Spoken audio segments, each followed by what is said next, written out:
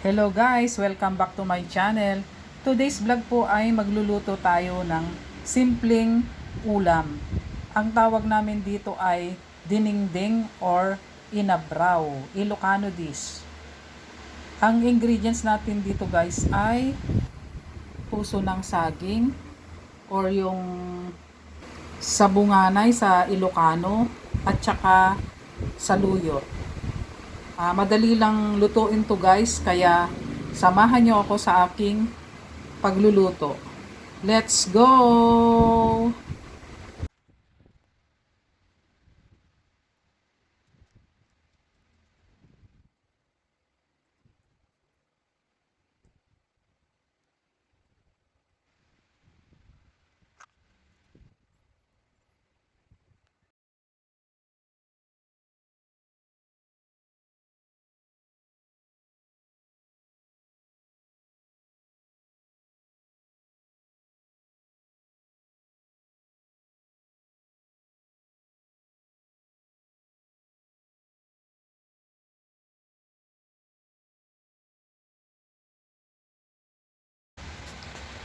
Maghihimay naman tayo ngayon guys ng saluyot para sa ating lulutuing inabraw o dinengdeng.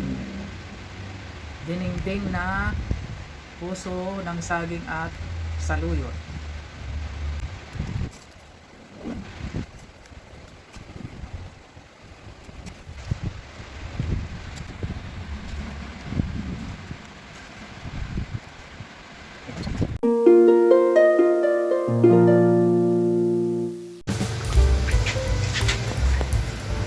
Ayan guys, mag-start na tayo sa ating pagluluto.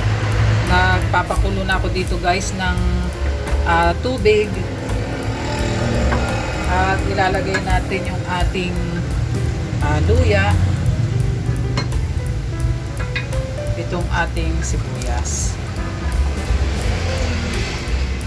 Takpan ulit natin, antayin natin siyang kumulo.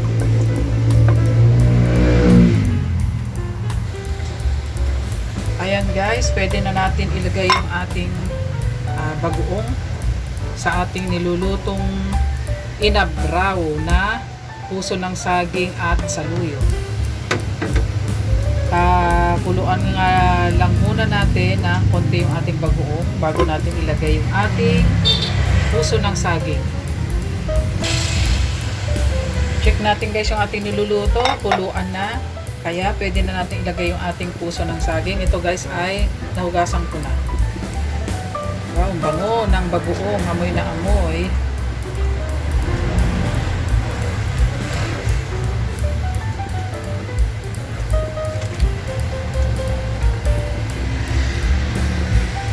Puno na yung ating ano tawag dito? Banga ang tawag namin to guys sa Ilocano. Tapos ito namang puso ng saging sa Ilocano ay sabunganay. Kaya yan, takpan muna natin.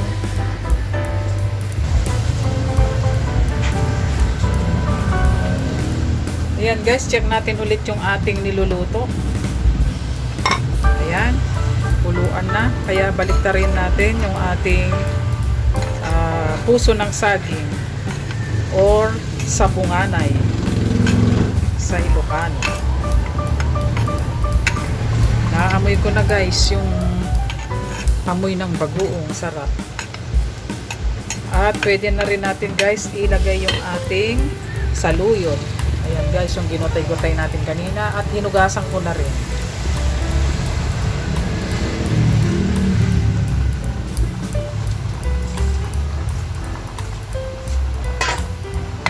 Ito ay walang sahog guys. Luya lang at sibuyas at yung bagoong ang magpapasarap dito. Lutong Ilocano. Pagkain ng mahihirap.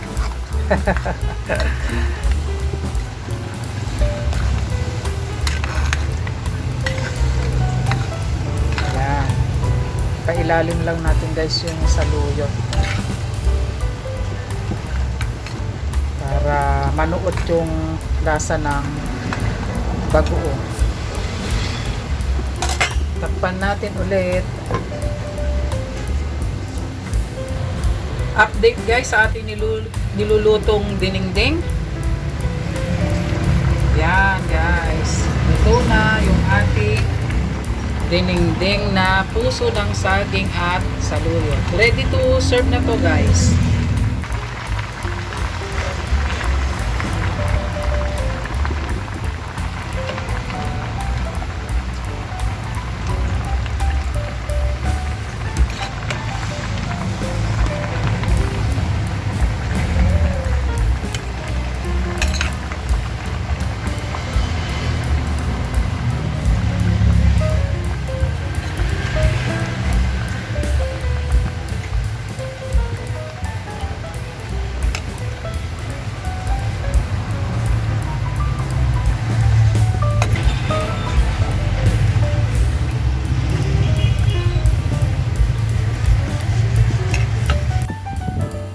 Ito na guys yung ating finished product ng ating inabraw or dinengdeng.